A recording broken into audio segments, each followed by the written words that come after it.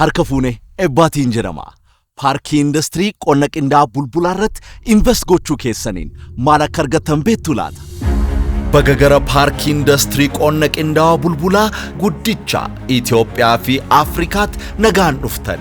Paarkiin Qonna Qindaa'aa Bulbulaa handhuura sulula qinxama Itoophiyaa keessatti kan argamu yoo ta'u, Korporeeshiniin Misooma Paarkiiwwan Industirii Oromiyaa jalatti kan hoogganamudha.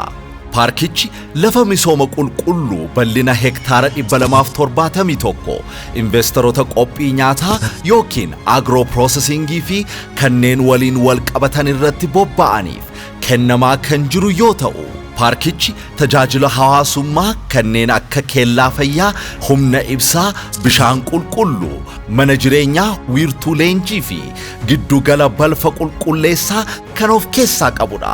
Paarkiin Industirii Qonna Qindaa'aa Bulbulaa giddugala ce'umsa baadiyyaa 6 kanneen raadiyeesii kiiloomeetira 100 keessatti argaman misooma baadiyyaa daran guddisuu fi akka wiirtuu dhiyeessii meeshaalee dheedhii paarkichaatti tajaajilan waliin kan walitti hidhamedha.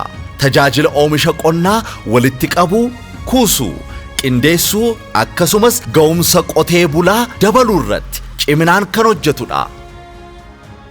Paarkiin Industirii Qonna Qindaa'aa Bulbulaa investoroota biyya keessaa fi biyya alaa carraa investimentii adda ta'e kanaan akka fayyadamaniif dhuunfaadhaan yookiin walta'iinsa mootummaa fi dhuunfaadhaan kan dhufan baga nagaan dhuftan jechaa jira.